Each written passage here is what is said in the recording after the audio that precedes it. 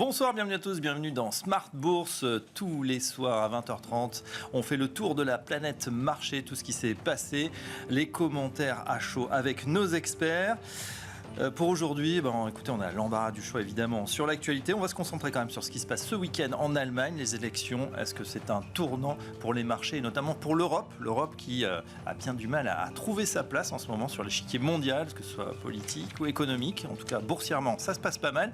Et comme c'est une journée un peu particulière, une journée d'échéance aujourd'hui, nous avons nos 3 sorciers qui seront là pour commenter les marchés. On va leur poser la question, tiens, avec un début d'année canon, je crois qu'il faut remonter à 1987 pour trouver un si bon début d'année à plus de 12% pour le CAC 40, eh bien que faire ? Est-ce qu'on prend quelques bénéfices ? Est-ce qu'on continue à investir ? Quel type d'actifs ? Quel type de secteur ? On voit par exemple que la Chine est en train de remonter très très fort. Ça peut être une idée d'investissement. Et puis on terminera justement par la question marché français ou marché US. Que faut-il faire pour cette année ? Voilà, allez c'est parti. Tout de suite, les infos du jour.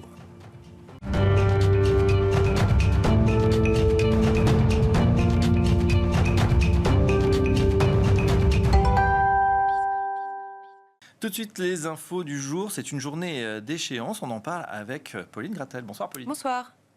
Échéance sur les marchés. Oui, plusieurs produits dérivés sont arrivés à expiration. L'occasion rêvée de faire un point sur les performances de la semaine et du mois.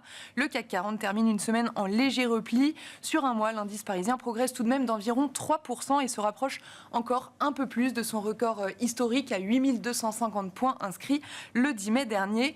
En Europe, le Stoxx 600 gagne plus de 4% sur le mois. On a pris connaissance également de plusieurs enquêtes de conjoncture. Oui, les investisseurs ont pris connaissance des PMI préliminaires de février pour l'ensemble de la zone euro. Le PMI manufacturier ressort supérieur aux attentes et au mois précédent à 47,3. Le PMI service est lui inférieur aux attentes et au mois précédent à 50,7. Enfin, le PMI composite ressort à 50,2 en février. C'est similaire au mois précédent. Les PMI préliminaires américains étaient également attendus aujourd'hui. Oui, toujours pour février, le PMI manufacturier ressort supérieur aux attentes à 51,6. Le PMI service est lui inférieur aux attentes à 49,7. Enfin, le PMI composite ressort à 50,4 en février. C'est inférieur au mois précédent.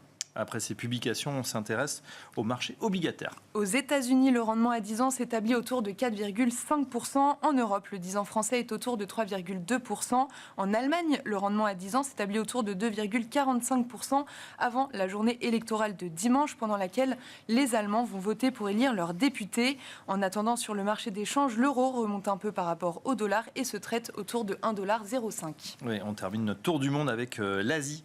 L'indice MSCI Asie-Pacifique hors Japon marque un nouveau plus haut de 3 mois après 6 semaines de hausse consécutive et gagne ainsi plus de 1% aujourd'hui.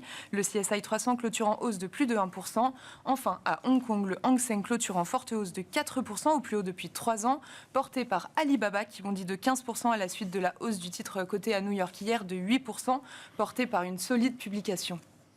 On passe du côté de la France maintenant, avec côté résultat, Air Liquide qui s'envole. Oui, le groupe fait état d'un bénéfice net record en hausse de plus de 7% à plus de 3 milliards d'euros pour 2024. Le chiffre d'affaires du groupe de gaz industriel s'établit à 27 milliards d'euros en recul de 2%. Air Liquide s'attend à une nouvelle croissance de sa marge opérationnelle pour 2025. Le titre est au plus haut, en tête du CAC 40 et gagne 4% au cours de la séance. Or, indice phare sur le SBF 120, c'est GTT qui flambe. Oui, GTT fait état d'un chiffre d'affaires qui bondit de 50% à plus de 640 millions d'euros pour 2024. Le bénéfice net s'envole à 350 millions d'euros, en hausse de 73%. Le carnet de commandes du groupe s'établit à 2 milliards d'euros. GTT s'attend à poursuivre sa croissance en 2025. Le titre bondit de près de 20% en tête du SBF 120. Et on a également Alten qui a de solides performances. Le groupe d'ingénierie et de conseil en technologie bondit de plus de 10% après avoir fait état de résultats rassurants. Alten souligne que l'amélioration du contexte macroéconomique et géopolitique devrait permettre un retour à la croissance au second semestre. Le marché salue la résistance de l'entreprise. Que faudra-t-il surveiller, Pauline, la semaine prochaine ? La semaine prochaine sera rythmée par les publications de plusieurs PIB en seconde lecture. On attend celui des États-Unis, de l'Allemagne et de la France pour le 4e trimestre. En fin de semaine, on attend également l'indice privilégié par la Fed, le Core PCE du mois de janvier. Côté résultats, les regards seront tournés vers Nvidia. Et en France, on attend aussi ceux de Stellantis. Et on termine avec une photo qui a attiré notre attention, Pauline. Oui, on s'est posé la question de savoir si c'était un fake ou pas, mais non. Lors du rassemblement des conservateurs aux États-Unis, Elon Musk a brandi une tronçonneuse que Javier Milei, le président argentin, lui a offert. C'est devenu un emblème des coupes budgétaires promises par Elon Musk. Et voilà, et on commentera tout ça dans un instant avec nos experts. Merci Pauline et à lundi.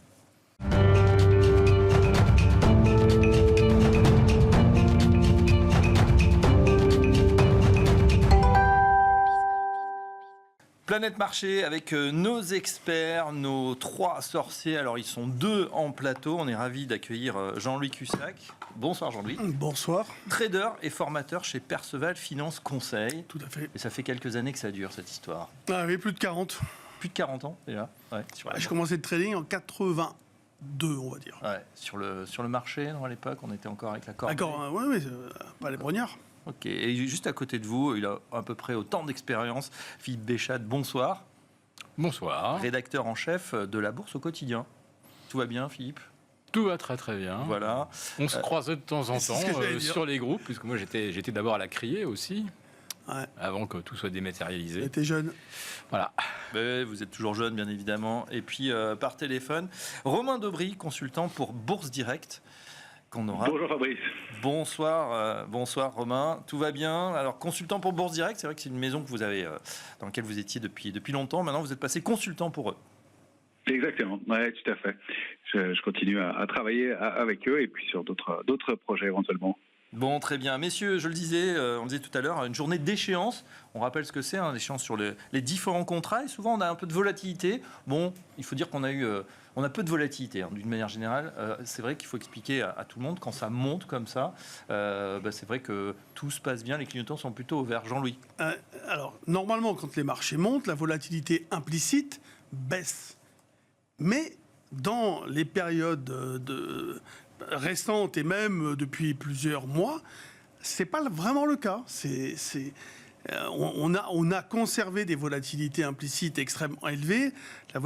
La volatilité implicite, c'est ce qu'on attend de la suite des événements. Donc, comme il y a une certaine méfiance, cette volatilité, elle était entre 13 au plus bas, 12,5. Très vite, elle a remonté à 15. Là, dès qu'il y a eu un peu de stress, elle est revenue vers 14,8 sur Mars, par exemple, autour. Hein. Mais ce ne sont pas des volatilités qu'on avait, par exemple, juste avant, fin 2019, avant la Covid. Oui. Là, on était à 10. Et c'est là où je trouvais qu'il y avait une volatilité qui était vraiment trop faible. Enfin, en tout cas, 14-15, c'est quand même pas énorme par rapport au pic qu'on a eu. Il faut expliquer surtout que c'est très important, surtout quand on achète de la couverture, quand on se dit, tiens, il pourrait se passer quelque chose et qu'on va se couvrir, cette volatilité va coûter plus ou moins cher. Alors là, du coup, la couverture coûte moins cher, mais ce qu'il faut regarder, c'est en fait, si vous voulez, le niveau de volatilité à l'instant T, enfin à la monnaie, est de 14,8. Et si vous voulez, l'idée, c'est de se projeter, par exemple, là, on est à 8002, par exemple. Si le marché descend à 7008, on pourrait dire, il y a une phase de stress. Donc la volatilité implicite qui est aujourd'hui à 14, si on va à 7008, elle va être peut-être à 16. Donc aujourd'hui, si vous voulez, on price sur une échéance, par exemple mars, sur le strike 7008, une volatilité à 16. Alors, pas trop technique, Jean, parce que tout le monde n'est pas expert. On se trompe pas. Ça veut dire, non, mais je veux dire par là que ce sont quand même des anticipations, des paris qui sont faits, etc. Ce que je veux dire par là, c'est qu'on peut mesurer beaucoup de choses. C'est-à-dire, si on tombe à 7008, est-ce que la volatilité est à 16 ou à 18 ? Et donc, ça permet de mesurer, quand on a l'habitude de regarder ces chiffres, parce qu'il faut beaucoup d'habitude, parce qu'on connaît pas, si on ne connaît pas les standards, si vous voulez, on n'arrive pas à traduire le message, parce que c'est un faisceau d'indications. Donc, si vous voulez, si on est par exemple à 16 à 7008, aujourd'hui, on va retirer quelque chose ou pas. 16, c'est tout à fait léger, on va dire. On n'anticipe pas de drame, c'est-à-dire qu'on anticipe le fait qu'on peut y aller doucement, mais après ça dépend. Si on y va violemment, exactement, c'est la vitesse, ou pas violemment, etc. Donc il y a plein de choses. Mais on va demander son avis. Finis un truc. Volatilité implicite, plus des acteurs de marché, c'est-à-dire des gérants, etc., qui sont hyper sélectifs, et depuis longtemps, Et d'ailleurs, on y reviendra, mais ils ne se trompent pas dans les publications. Vous avez vu que les sociétés, les belles, les grosses, elles ont publié de bonnes choses, et celles qui étaient déjà très affectées ont publié de mauvais chiffres plutôt. Ouais. Et donc, cette hypersélectivité et cette méfiance avec des protections qui sont prises, une volatilité implicite forte quand même, eh bien, ça donne des marchés, entre guillemets, extrêmement résilients, non vulnérables, entre guillemets, où s'il fallait les rendre vulnérables, il faut les taper fort, quoi. Il faut y aller, quoi.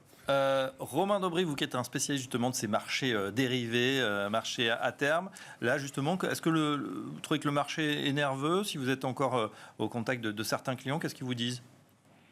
Alors non, je suis plus au contact des clients. En revanche, ce qu'on fait, c'est qu'on mesure et qu'on observe grâce justement au marché dérivé, donc aux options et aux futurs, l'intérêt et le comportement des opérateurs. Jean-Louis l'a très bien résumé il y a quelques instants. On monte, mais on a toujours un peu de prudence. Alors, on a un peu de prudence du côté de la volatilité. Ce qu'il faut aussi, c'est regarder le ratio put-call, c'est-à-dire le nombre d'options de vente sur le nombre d'options d'achat, et ajuster un petit peu ce chiffre en fonction du niveau de prix auquel on se trouve.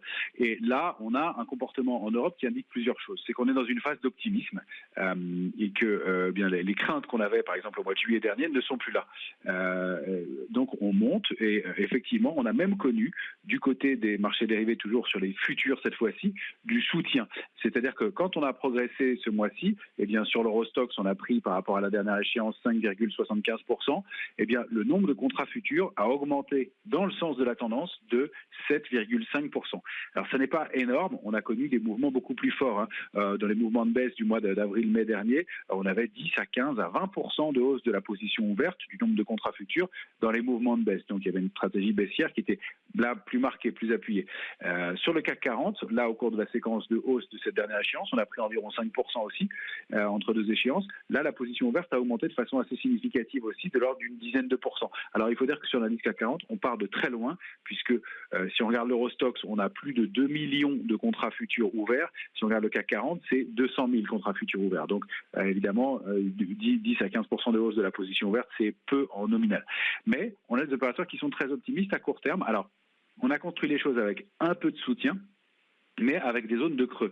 C'est-à-dire qu'on n'a pas de main forte, très ferme, qui alimente ce mouvement non plus. Et c'est pour ça qu'on se retrouve avec des petites secousses, des trous d'air, comme on pourrait appeler ça régulièrement, des petits rappels à l'ordre qui sont un peu brutaux. On en a eu un dans le courant de la semaine dernière, avec 1,5 dans le courant de cette semaine, pardon, dans le courant, avec 1,5 à 2% de baisse en moyenne, d'un coup, lié au fait que justement on soit monté, on est progressé de façon avec des niveaux de construction qui sont un peu légers. Je suis pas sûr en réalité qu'il y ait beaucoup de choses à faire encore sur les indices. On a atteint des cibles graphiques, on a retracé un petit peu dans des mouvements un peu marqués, on a eu un petit peu de soutien, mais ce qu'on constate, c'est que ce sont les dossiers en retard qui ont payé. On a vu de très belles réactions sur des valeurs comme Kering, des titres comme Téléperformance, GTT qui publie aujourd'hui et qui effectivement, alors n'était pas en retard, mais continue à accélérer. Il y a quelques autres dossiers comme ça qui repayent sur des grosses capitalisations. ArcelorMittal, si on veut regarder, STM depuis quelques heures, depuis quelques jours aussi. Et donc, sont plutôt vous nous avez mis des graphes, donc on va regarder ça dans un instant. Alors on va juste terminer le tour de table de nos trois sorciers avec Philippe Béchade. Philippe, Romain vient de dire, c'est vrai qu'on a senti, pour résumer ce début d'année, une certaine vague d'optimisme. On a même le sentiment d'un certain réalignement des planètes. C'est vrai qu'on avait tiré très bas sur l'Europe. On a eu des espoirs de cesser le feu, on a eu ces élections en Allemagne qui arrivent, qui ont peut-être changé la donne. Est-ce qu'on est trop optimiste en ce moment ? Il y a les cours de bourse et puis il y a le réel, qui sont deux sphères bien différentes. Donc là, début 2025, voilà, on rattrape ce spread, jamais vu d'ailleurs, transatlantique. On avait des 30-33% de hausse sur des indices US et péniblement 9-10% en Europe. Donc là, voilà, on a un petit peu rééquilibré. Maintenant, la façon dont ça se passe est assez singulière.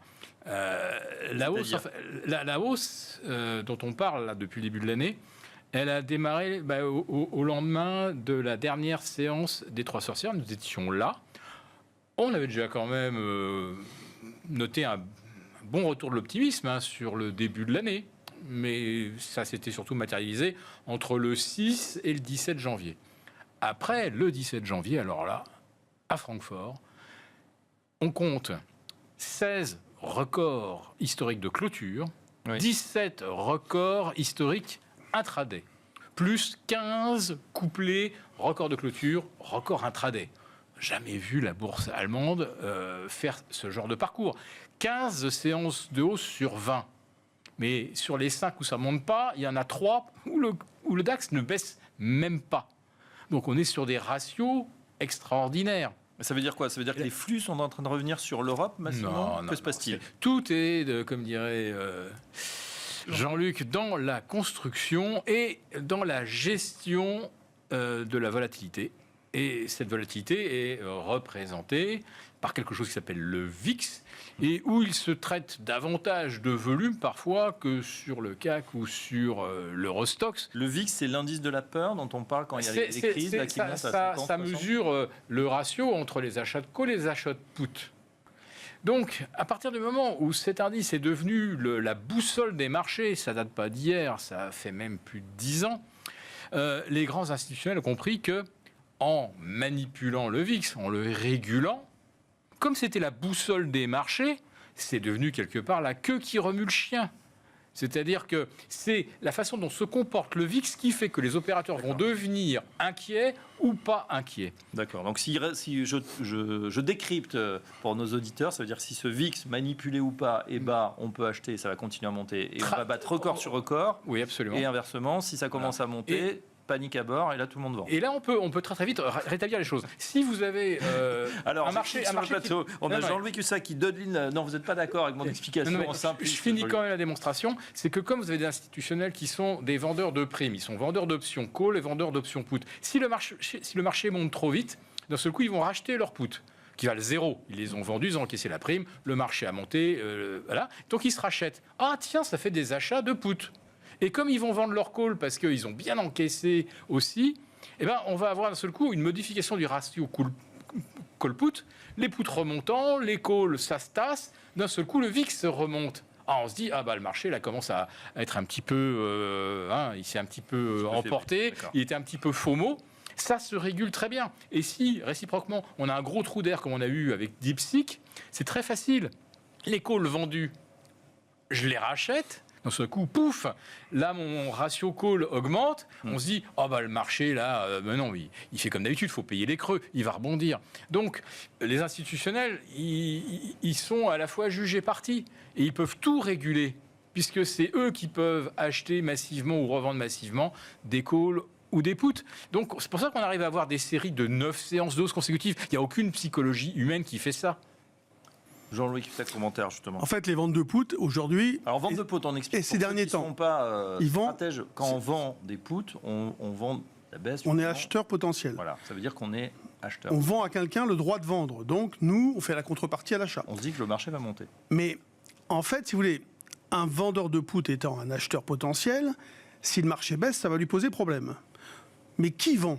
Là, parce que la question, elle est là. C'est si ce sont des market makers, c'est-à-dire des vrais professionnels de la gestion du gamma d'une position globale sur toutes les options qu'ils peuvent avoir à droite et gauche. Ils savent faire. Ils interviennent en temps réel. Et comment? Et ils le font avec des outils que nous n'avons pas. Bon. Mais ce qui se passait en 2019, fin 2019, et ce qui ne s'est pas passé depuis, c'est ça qui est incroyable, c'est que les investisseurs, les gérants, etc., n'ont pas vendu de put. Au contraire, ils en ont même acheté. Et donc, eux, par contre, quand ils se sont mis à vendre des puts, ils ne savent pas gérer la baisse.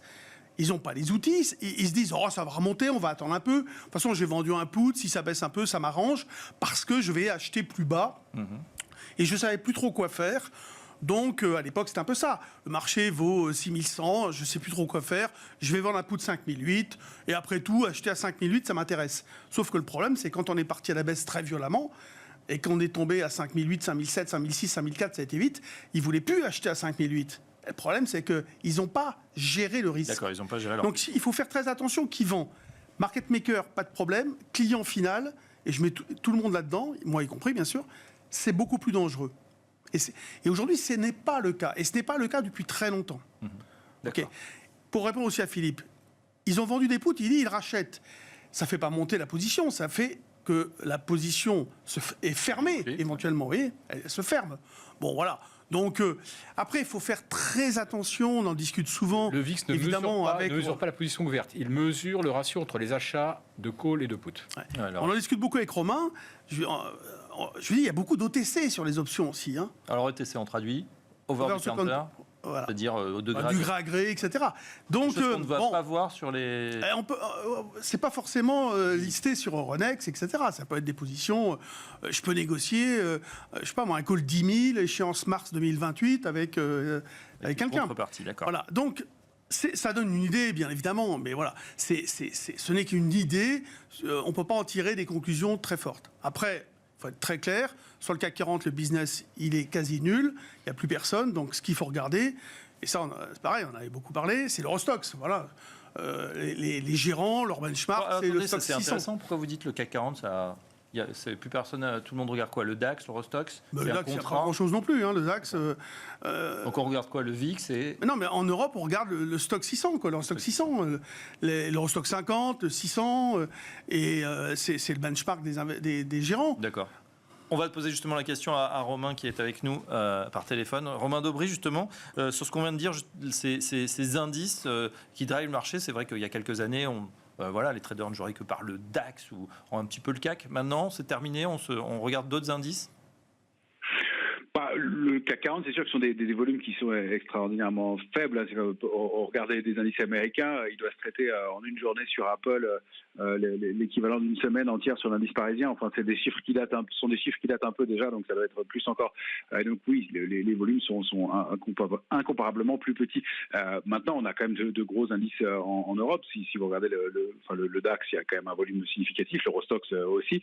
Ce sont ceux qu'on regarde le plus, effectivement. Et vous parliez du potentiel de hausse. Il y a une séquence qui est intéressante et qui est en train de se mettre en place, à mon sens, sur les indices, c'est que on avait ce consensus extrêmement négatif sur l'Europe en fin d'année dernière, qui s'est traduit par un rattrapage quasi mécanique et surtout un quasi cas d'école. Tout le monde et 100% des investisseurs ne joueraient plus que par les grandes caps et les grandes tech américaines et par le S&P. Et donc, ce qui est en train de se passer, à mon avis, c'est justement une rotation de ce côté-là. Et on assiste, si on regarde le graphique du S&P en mensuel, à un manque de momentum, à peine 5% de hausse depuis le début de l'année et encore, alors qu'on est plutôt 10 ou 12% sur les indices comme le CAC 40 ou le DAX.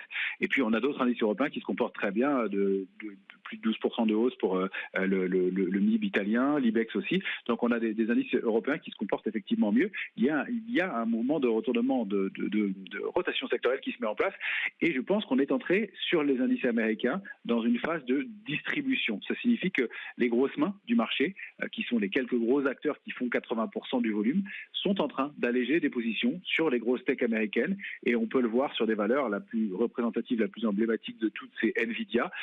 Si vous pouvez avoir le graphique d'Nvidia que je vous ai envoyé. Justement, on va regarder justement les graphiques que vous nous avez amenés. On vient de voir le S&P, donc c'est assez éloquent. On va se regarder maintenant Nvidia, donc qui fait partie des Magnificent Seven, bien évidemment, avec une capitalisation record, et qui va publier la semaine prochaine. Qu'est-ce qu'on peut dire après ce trou d'air qui a été effacé assez rapidement du 20 janvier, quand il y a eu la publication du trublion chinois DeepSeek? Bien déjà, on peut dire qu'il n'y a plus de momentum sur Nvidia depuis le mois de juin dernier, au moment de l'échéance des marchés dérivés. Justement, là, l'étude du comportement était vraiment aussi un cas d'école. Il y avait 80% d'acheteurs quand on regardait les options. Il n'y avait que des options d'achat. Donc, il n'y avait plus un acheteur possible. Il n'y avait pas un vendeur sur Nvidia. Et donc, cette situation, elle est depuis le mois de juin en train de commencer à se purger. Et ce qu'on peut regarder sur le graphique juin, c'est qu'on a eu un trou d'air, effectivement, au moment de l'annonce de DeepSeek, cette bougie de baisse, et on est descendu tester le support à 113,10. Et regardez le volume au moment du mouvement de baisse, et regardez les volumes qui sont en bas de l'écran au moment du rebond. Regardez comme les volumes sont systématiquement de plus en déjà plus bas à l'origine et de plus en plus bas. Ça, c'est ce qu'on appelle en analyse graphique ou en bourse en général un rebond du chat mort. C'est-à-dire qu'on rebondit par des mains faibles. Qu'est-ce qui se passe quand les grosses mains du marché ont besoin d'alléger des positions? Elles ne vendent pas, elles n'ont pas la liquidité dans le marché pour vendre en quelques jours. Elles le font sur des mois. Et là, c'est ce qui est en train de se passer à mon sens sur Nvidia. Regardez les volumes et les bougies rouges qui traduisent des volumes dans le sens de la baisse. Bien, regardez ces bougies rouges, elles sont toujours plus lourdes que les bougies vertes. Ça signifie qu'on est dans cette phase de distribution, que les gros acteurs du marché sont en train d'alléger des positions. Et puis, qu'est-ce qu'ils font? Une fois qu'ils ont allégé des positions, ils enlèvent la pression baissière dans les carnets et le titre peut remonter, mais remonte avec des volumes très faibles. Ces volumes faibles sont le fruit, la main de mains plus faibles, justement, d'investisseurs en retard, d'investisseurs qui se disent qu'il est le temps de payer. Alors, il y a aussi de la spéculation, il y a différentes choses là-dedans, mais pour moi, on est dans une séquence où on est en train d'alléger des positions sur ces valeurs-là, et ce qui explique la sous-performance aux États-Unis, ce qui ne veut pas dire qu'il n'y ait pas de belles histoires par ailleurs sur les indices américains, puisqu'on a des comportements assez forts, assez haussiers sur pas mal de titres encore qui sont en train de rattraper. On avait une Intel qui a bien accéléré la semaine dernière. On va faire réagir en plateau. Messieurs, c'est vrai qu'on a vu cette bougie, on le voit en tout cas sur le graphique, mais il y a des gens qui nous écoutent en radio, donc on va quand même commenter. Nvidia, est-ce que c'est pas le début de la fin? Parce qu'on sait que c'est une formidable société et que voilà, l'intelligence artificielle c'est parti pour durer, mais est-ce que c'est quand même un coup d'arrêt là, avec le chinois DeepSeek? Comment vous avez vécu, vous, la nouvelle hors marché pour vous, d'une manière un peu plus générale? Est-ce qu'on est en train justement d'avoir cette rotation entre cette magnifique et 493 valeurs du S&P qui sont un petit peu à la traîne? Jean-Luc, oui, alors je suis d'accord avec ce qu'a dit Romain sur le fait qu'il y a une redistribution. C'est la théorie que j'avais avancée déjà le mois dernier ici. Et mais en revanche, si vous voulez, il y a de quoi parfois avoir l'impression d'être encore une fois, dans une lessiveuse, parce que on part à la baisse et puis on rebondit très violemment. Ouais. Et encore, il y a quelques jours, on fait un nouveau plus haut historique sur le SP500. Il y a 3 jours, là. Il y a même avant-hier. Et puis, on ne le tient pas en clôture. Là, à l'instant T, on rebaisse. On est à 6090 sur le futur, on rebaisse. Bon. En effet, il y a des signaux de warning comme ça. Des signaux faibles pour l'instant, ouais, ce ne sont pas des forts signaux. Les niveaux pour vraiment déclencher des alertes, il faut au moins casser des niveaux comme 5840, vous voyez, des choses comme ça. Un marché qui, après, surtout un parcours comme ça, bon. Parce qu'il faut dire, attendez, excusez-moi, juste on précise, mais les gens le savent, quand on est sur des ATH, des all-time all, c'est-à-dire qu'on a tout le monde est gagnant, c'est-à-dire que même ceux qui sont rentrés les derniers, vu que c'est le record historique, ils ont gagné un petit peu. Ouais, donc ça provoque aussi une certaine euphorie. Condition de ne pas se tromper de valeur, parce que celui qui a acheté, c'est tellement incroyable. Allez, Palantir, par exemple, ok, elle a monté, et puis tout d'un coup, elle s'est pris moins 10, quoi. Ouais. Donc celui qui l'a acheté tout en haut, pour l'instant, il fait quand même la tête. Et le problème, c'est que comme les gens achètent avec des effets de levier bien souvent... Et une concentration avec la gestion passive également, on nous en parle ça. C'est-à-dire que les ETF... Que tout le monde privilégie, en tout cas beaucoup, et des institutionnels et des particuliers, concentrent aussi ces actifs. Ça veut dire que peut-être, à l'inverse, si on a un mouvement de repli, ça peut aller très vite à la baisse, Philippe Deschâdes. Alors, ce phénomène de concentration, je sais, il est quelque part encouragé, par exemple par BlackRock, qui crée un ETF 20. Les 20 premières capitalisations du S&P 500. Donc ça veut dire qu'il y a une 19e qui des fois descend, il y a une ex-21e qui monte, mais grosso modo, pour le top 10, on va aller de plus en plus sur celle-là. Il y a plus forte raison quand les gens vont se dire, de toute façon, les 20, elles font 85-90% de la hausse du S&P, et les 480 qui restent, c'est 5-6%. Je vais sur les 20 et je ne vais plus bouger de ça, puisque la performance se fait là et la liquidité est là. Rappelez-vous de ce qui s'est dit après l'élection de Trump au matin du 7 novembre. Bon, là, ça a été l'année des 7 fantastiques. Bon, avec Trump, là, ce coup-ci, c'est le patriotisme, on rapatrie la production aux États-Unis. Ça va être l'année dorée des small caps. Après les 30 et quelques pourcents des big caps.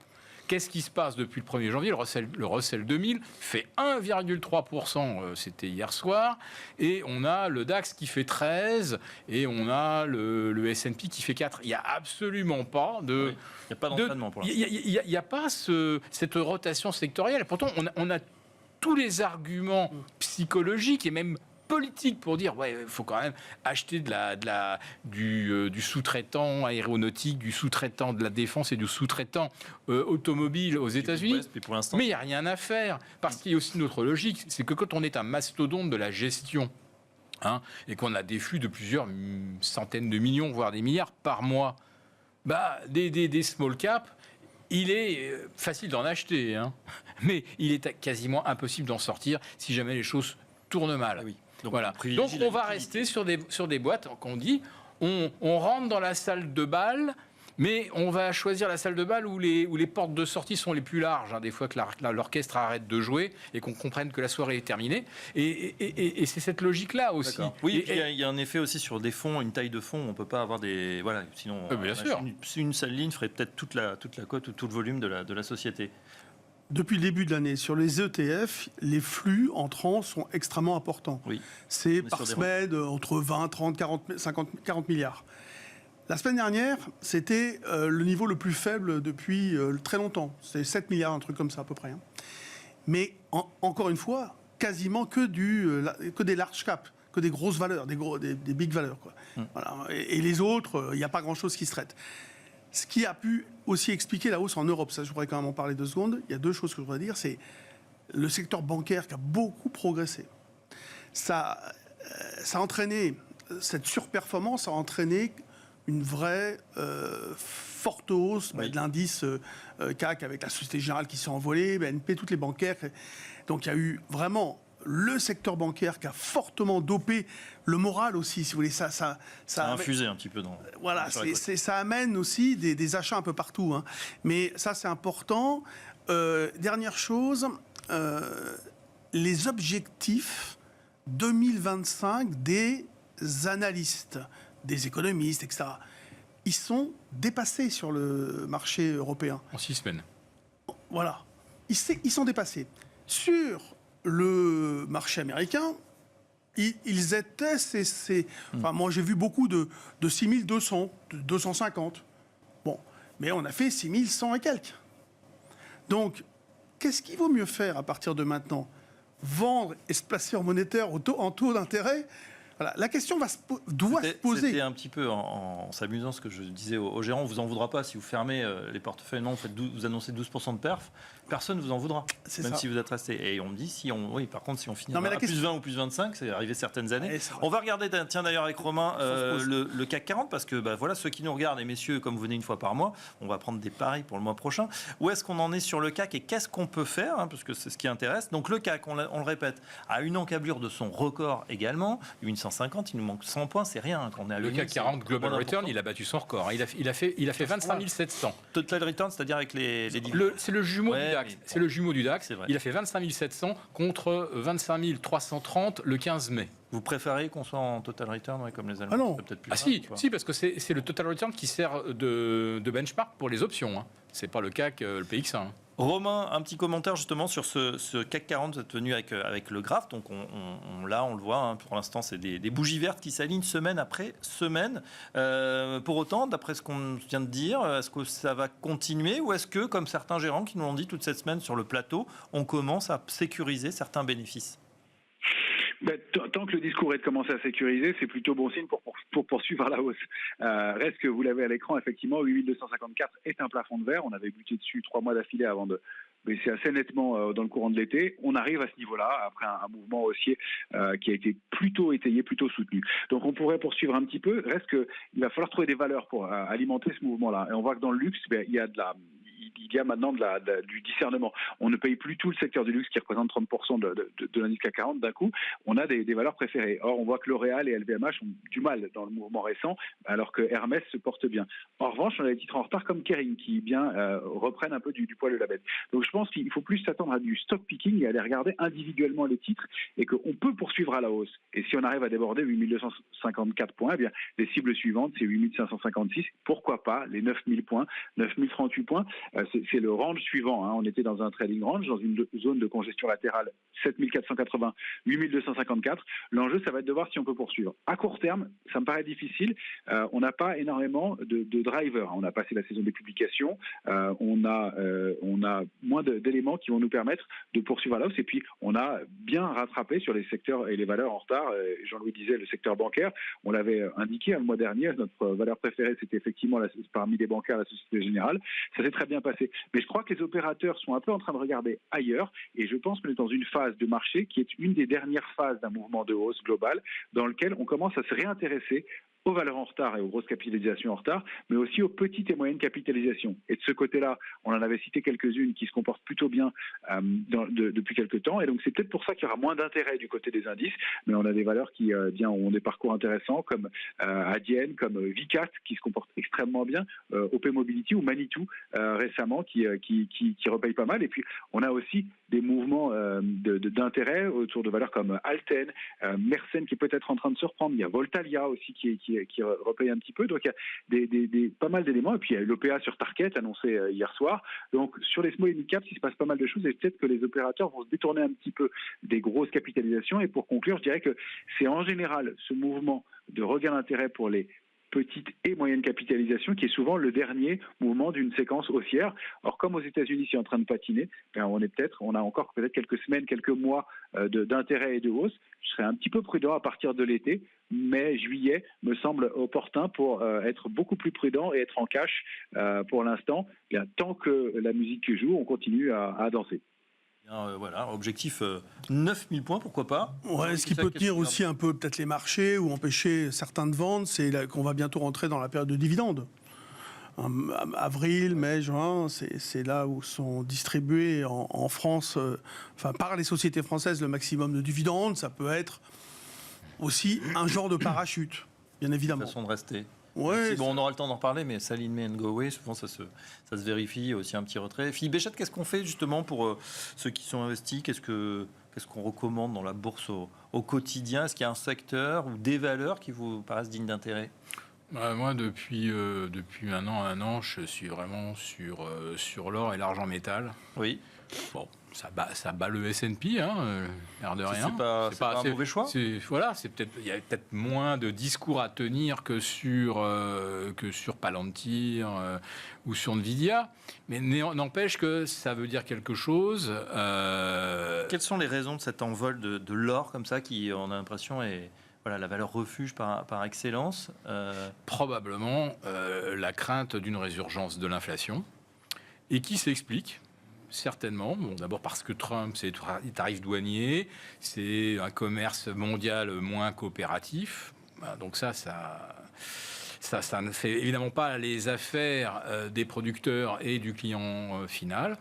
Ce que j'observe surtout, c'est que, en fait, il n'y a rien qui va depuis un an.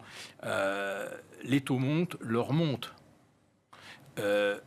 Les actions montent, les taux montent.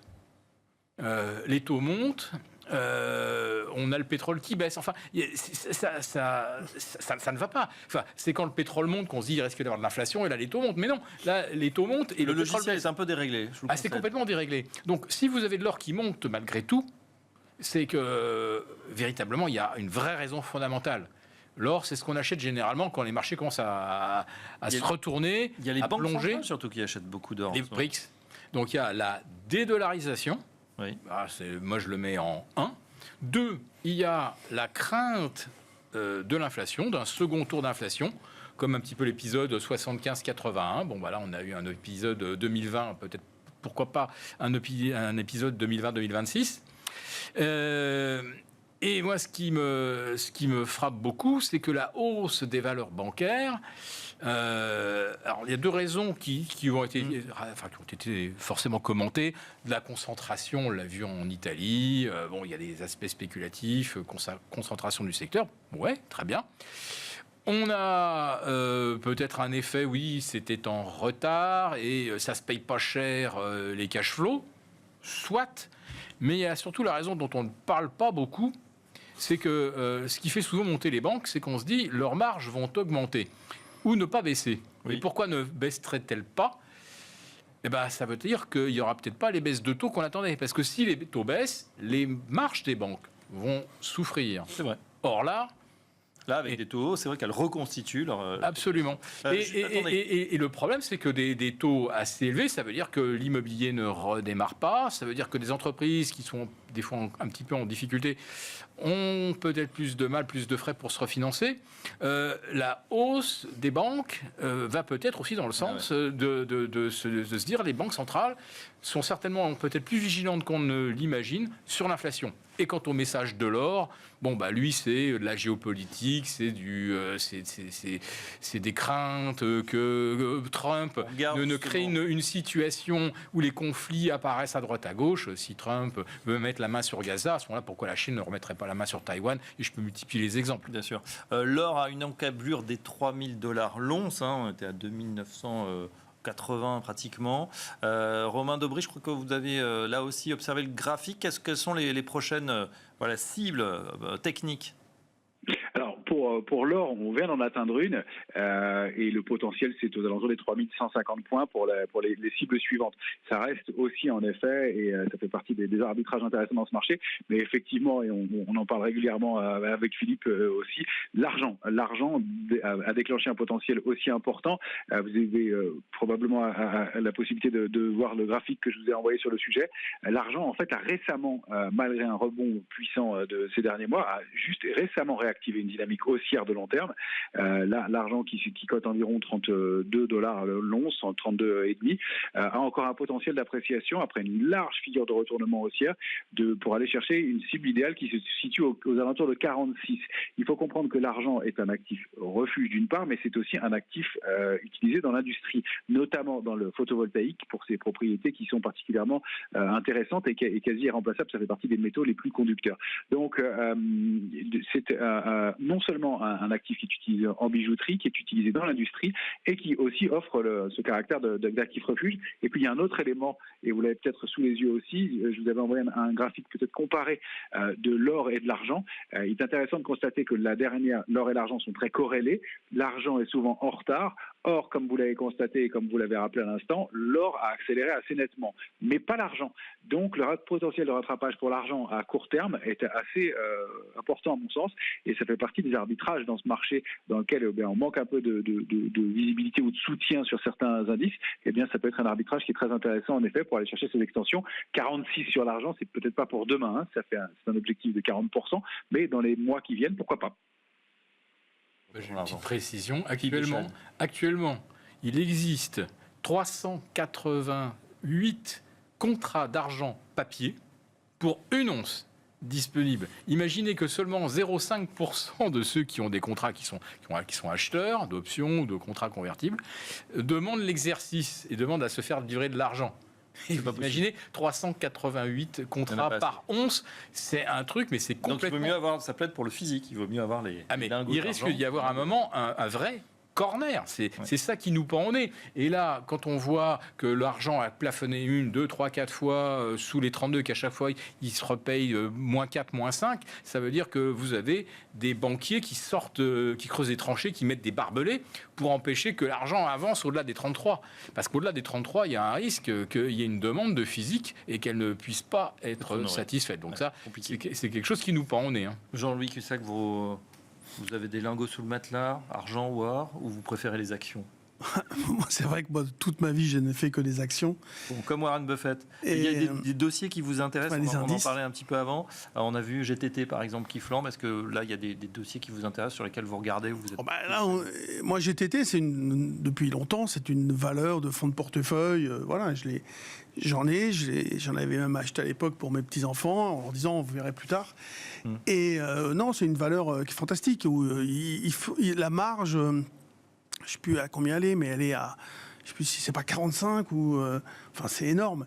Ce qu'ils font, c'est vraiment c'est le numéro 1 mondial dans le secteur, donc c'est pour le transport du gaz liquéfié, ils font les cuves de supertankers, etc. Bon, c'est une belle valeur. Bon, il y en a d'autres, bien sûr, des belles valeurs. Mais là, maintenant, la question qui se pose, c'est qu'est-ce qu'on achète? Les valeurs dites en retard, ce ne sont pas les premières de la classe. C'est évident. Non, mais après, il y a toujours un segment qui est le mal aimé, les small et mid cap. Là, tout ce qui a progressé, celles qui ont progressé fortement, c'est les Emeis, Helena Santé, Clariane. Voilà, secteur qui a été massacré. Emeis, d'ailleurs, ça n'est pas encore relevé. Hein. Depuis l'augmentation de capital qui a sauvé un peu le groupe, etc., elle est encore presque à la moitié, Orpea. Donc, c'est un secteur qui a bien boosté. Bon, mais est-ce que là, on peut dire que la visibilité est excellente? C'est pas évident, etc. Bon, moi, ce que je pense, c'est que là, on peut avoir, en tant qu'acteur du marché, moi, je regarde pas où est-ce que ça peut aller. Je cherche le moment où le marché va me dire, tire-toi, allège ou vends. Après, non, mais c'est quand même un changement de conception entre vraiment des marchés extrêmement tirés des prix. Mais souvenez-vous, on était quand même très très négatif sur ce marché français, européen, il n'y a que quelques semaines. Là, on a l'impression qu'on a depuis un mois chaussé les lunettes roses pour plein de raisons. Et que là, on a fait ce qu'on n'a pas consommé, entre guillemets, toute la hausse. C'est la question qu'on se pose. Là, par exemple, on parlait des bancaires. Il y a une pression des banquiers centraux pour alléger, modifier la réglementation bancaire européenne pour déréguler quelque part, comme ils le font aux États-Unis, comme ils l'ont fait, et pour être évidemment compétitifs. C'est ça aussi qui a dopé. Alors, si jamais ça aboutit à quelque chose de positif pour le secteur bancaire, celui-ci peut encore progresser. Bien sûr qu'il y a plein de possibilités, mais on peut aussi se demander à quelle sauce on va être mangé en Europe avec le conflit donc Russie-Ukraine, sur qui ils vont s'entendre. En tout cas, certainement sur l'Ukraine et l'Europe. Et je ne sais pas les conséquences qu'il y aura, mais en tout cas, il y a une incertitude extraordinaire sur ce sujet qui mériterait qu'on fasse quand même très attention à la suite des événements. Moi, si vous voulez, pour résumer ma pensée, c'est un retrait du marché jusqu'à 7910 ne remettrait pas en cause la tendance de fond haussière. Un retracement, en toute chose égale par ailleurs, dans une certaine normalité, c'est 3-4%. On ne peut pas crier au scandale. Donc ce sont des niveaux d'entrée en règle générale. Après, quand on ira, si on y va, il faudra voir comment on y va. Et ensuite, il faut trouver le niveau de retournement de tendance qui est un peu plus bas. Alors, en fonction de comment va se dessiner le graphique, on agira en conséquence. Mais déjà, à l'instant T, moi, ce que je dis, c'est j'allège, voire je vends pas mal, et je me poserai la question, si jamais le marché me donne l'opportunité, de racheter vers 7950, 10. D'accord. Le mot de la fin, Philippe, assez rapidement. Ouais, alors, on l'a vu, on est à la merci d'un tweet de Trump, on est à la merci d'un communiqué de DeepSeek, et on est surtout à la merci du fait qu'on est rendu au 15e mois de hausse sur le S&P. En fait, il y a eu 12 mois de hausse sur 15, et sur ces 15 mois où le S&P a gagné 47%, on n'a jamais consolidé de plus de 4%. Je n'ai pas souvenir que 47% de hausse, on n'ait jamais eu de retracement de plus de 4%. Et je termine avec le DAX. Le DAX, sa plus forte hausse historique sur une période de plus de 20 mois, c'était 95%. Et mercredi, il était à 95% de hausse depuis octobre 2023. Donc on est là devant des grandeurs, des ordres de grandeur qui sont dans les extrêmes de ce que des vieux de la vieille comme nous avons pu jamais observer. Et voilà le marché qui n'en finit pas de nous étonner. Merci aux trois sorciers, les trois experts du jour. Philippe Béchat, directeur en chef de la Bourse au quotidien. Jean-Luc Cussec, trader formateur chez Persuade Finance Conseil. Et par téléphone, Romain Debric, consultant pour Bourse Direct. Dans un instant, la suite. Et on continue à s'intéresser au marché français versus marché US. À tout de suite.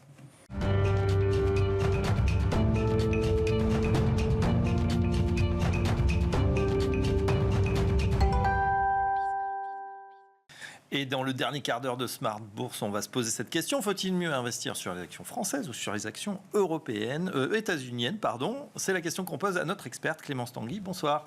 Bonsoir.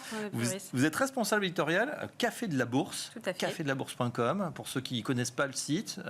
Exactement. Alors c'est un site, c'est un média en ligne qui vulgarise la finance pour les investisseurs particuliers. Donc on a Café de la Bourse, plutôt thématique bourse, et puis il y a des déclinaisons Café du patrimoine plutôt thématique immobilier, assurance vie, PER, etc. Et puis le petit dernier, café du trading pour les investisseurs un peu plus actifs. Bon, allez, on finit la soirée avec vous avec un petit café de la bourse pour s'intéresser. Voilà, cette question, c'est vrai qu'en 2024, on a vu que le différentiel de performance était extrêmement important entre le CAC 40 et les grands indices boursiers US, avec cette chevauchée fantastique des 7 magnifiques. Qu'est-ce qu'il faut privilégier en 2025 ?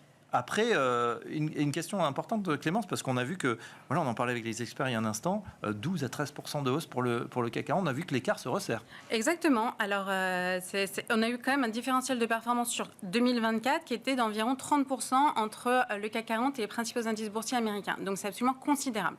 Alors, en 2025, on a un peu la remontada du CAC 40 et des marchés européens. Mais bon, il faut quand même se rappeler qu'aux États-Unis, on a eu l'élection de Donald Trump qui a absolument galvanisé les marchés. Alors, le but de Donald Trump, c'est quand même créer toutes les conditions possibles pour revivre un nouvel âge d'or économique américain. Alors, le programme économique, il est très simple. On a 3 piliers. C'est la dérégulation dans tous les secteurs, la baisse d'impôts, alors à la fois pour les ménages et aussi pour les entreprises. Et puis, le soutien à des secteurs jugés cruciaux comme les énergies fossiles, comme l'intelligence artificielle avec le projet Stargate à 500 milliards de dollars. Alors, tout ça, ça a porté le marché américain. Alors, sur les 6 derniers mois, le Nasdaq, il est quand même à plus 16% et le S&P 500 à plus 12%. Ça a aussi porté le Bitcoin, parce que finalement, le président des États-Unis s'est pris d'affection pour les crypto-monnaies et on a un Bitcoin qui est dans un trading range entre 93 000 $ et 100 000 $. Alors, est-ce qu'il faut investir encore pour profiter de ce momentum ? Prudence, parce qu'il y a quand même plusieurs éléments qu'il faut bien prendre en compte. Il y a quelques risques quand même dans ce marché américain. Exactement. Alors lesquels, si on peut les lister ? Alors le premier, c'est la résurgence de l'inflation, évidemment. On l'a vu avec le chiffre de janvier, le chiffre de février devrait tomber bientôt. Alors la résurgence de l'inflation, elle est évidemment due aux barrières douanières mises en place par Trump. Alors ça inquiète parce qu'évidemment, ça a créé une pause dans l'assouplissement monétaire de la Fed, qui n'est pas très favorable au marché actions. Mais si l'inflation s'accentue encore, ça pourrait peut-être même éventuellement créer à nouveau une hausse des taux. Et là, ça serait franchement très défavorable au marché actions. Donc, c'est quand même le premier risque. On a aussi des PER qui sont très élevés. Alors, le PER, c'est le ratio cours sur bénéfice. Ça permet de déterminer si une action se paye très cher en bourse ou pas en fonction de son bénéfice par action.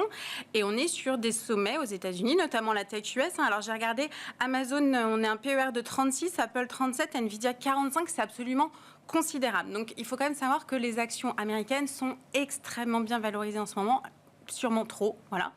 Donc, c'est le deuxième risque. Et puis, troisième risque, c'est Trump lui-même. Alors, Trump, il multiplie les déclarations fantasques, ça crée beaucoup d'incertitudes et ça crée beaucoup de volatilité sur les marchés actions. Oui, alors dans ce contexte, Clémence, sur quoi on investit si on va du côté des US ? Alors, sur quoi on investit ? Alors, sur les secteurs qui vont être soutenus par l'administration. Donc, ça va plutôt être la défense, la sécurité. Et puis, on va délaisser ceux qui étaient soutenus plutôt par l'ancienne administration, comme la santé, les énergies renouvelables, etc.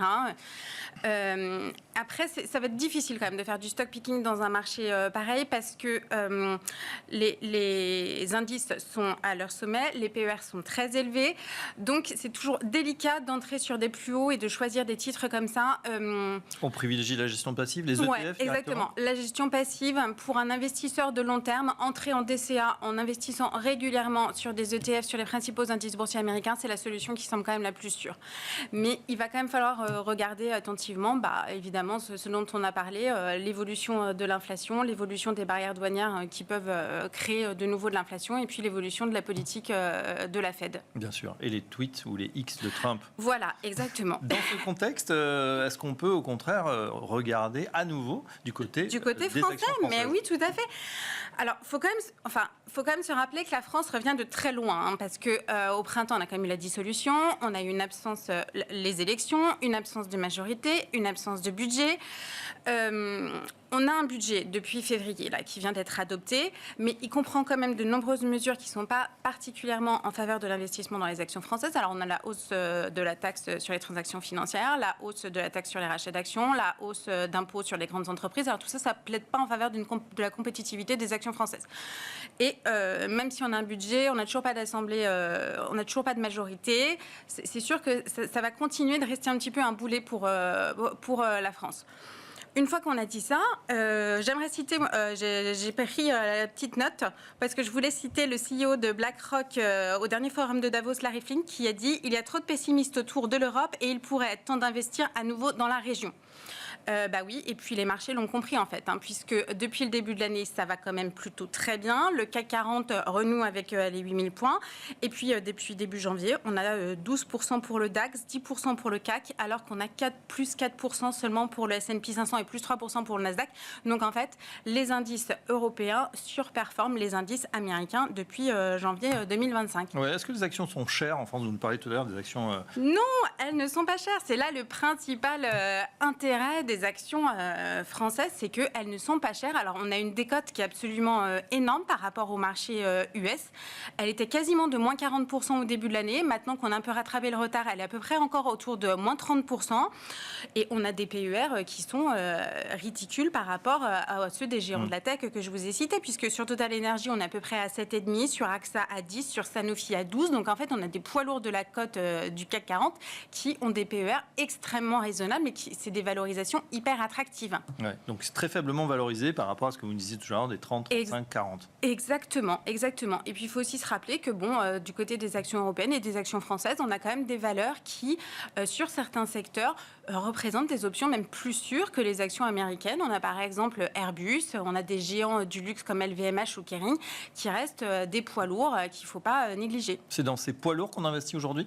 Oui, c'est dans les poids lourds qu'il faut investir, clairement. C'est sur les blue chips. Il faut aller chercher des entreprises solides qui génèrent des bénéfices dans la durée, qui ont un business model qui a fait leurs preuves. Et puis, on a peut-être des sociétés qui ne sont pas hyper sexy, qui font pas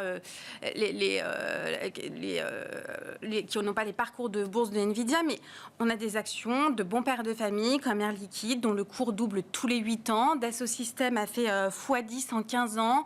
On a vraiment des actions françaises qui sont intéressantes à aller regarder, puisque pas très valorisées actuellement. Oui. C'est intéressant. On ne regarde pas du côté des petites et moyennes valeurs qui sont déprimées. On nous dit toujours, c'est peut-être le rebond cette année. Mais oui, mais on nous dit toujours, c'est peut-être le rebond, il ne vient jamais. Alors, il faut être très prudent quand même, parce que... je pense qu'il va falloir aussi suivre évidemment encore l'évolution de la baisse des taux. Plus les taux de la BCE vont baisser, plus effectivement ça sera favorable à la reprise des plus petites entreprises. Ouais, on rappelle pour ceux qui veulent investir, et je pense que vous le rappelez sur le Café de la Bourse, il y a une enveloppe intéressante, c'est le PEA, le plan d'épargne en action. Exactement. Alors pour investir sur le marché français, effectivement, c'est le PEA qu'il faut privilégier, puisque au bout de 5 ans de détention du plan, vous ne payez plus d'impôts sur les plus-values et vous payez seulement les 17,2% de prélèvements sociaux sur vos gains. Donc, effectivement, pour investir sur le marché français, c'est ce qu'il faut privilégier. Oui. Le mieux, Clémence, du coup, est-ce que c'est pas d'avoir... un peu de tout. Vous avez parlé d'un ETF peut-être sur les US et puis quelques blue chips, c'est-à-dire des grosses valeurs en France. Exactement. Alors oui, il faut quand même bien se rappeler que le mieux pour son portefeuille, c'est la diversification. Alors numéraire, sectorielle, géographique. Donc effectivement, investir des deux côtés de l'Atlantique, c'est une bonne idée. Et puis en privilégiant le PEA, pourquoi pas, effectivement, en faisant du stop picking sélectif sur les actions françaises et en investissant en ETF, parce qu'il y a des ETF éligibles au PEA qui répliquent les grands indices boursiers américains. Donc comme ça, vous pouvez investir, vous positionner sur le marché américain avec toujours cet avantage fiscal du PEA qui est très intéressant. Et voilà, on peut faire d'autres choses que des actions françaises européennes dans le PEA via effectivement ces ETF. Merci Clémence Tanguy. Je rappelle que vous êtes responsable éditoriale pour le Café de la Bourse, cafédelabourse.com. Voilà, on arrive au terme de cette édition de Smart Bourse. Merci de nous avoir suivis. J'étais ravi d'animer ce Smart Bourse toute cette semaine. Lundi, vous retrouverez bien sûr Grégoire Favé. Et puis, je rappelle que vous êtes de plus en plus nombreux à nous écouter. Et merci en podcast. Si Smart Bourse vous plaît, n'hésitez pas à commenter, à nous dire ce qu'on pourrait faire de plus, de mieux. Et puis, si ça vous plaît, n'hésitez pas également à nous mettre 5 étoiles. Ça aide effectivement pour faire découvrir le podcast et cette émission. Merci à tous, très bonne soirée et à très bientôt.